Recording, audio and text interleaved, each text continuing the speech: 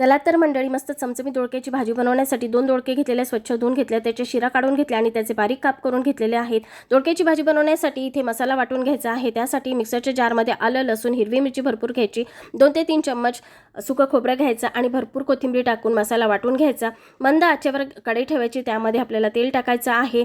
तेल तापलं की जिरं, मोहरी, कढीपत्ता आणि एक बारीक चिरलेला कांदा टाकायचा आहे। सोबतच तयार करून घेतलेला मसाला पण टाकायचा आहे। मसाला छान परतून घ्यायचा आहे। त्यानंतर एक बारीक चिरलेला टोमॅटो टाकायचा आणि सगळं मिश्रण छान 1 मिनिट शिजवून घ्यायचं।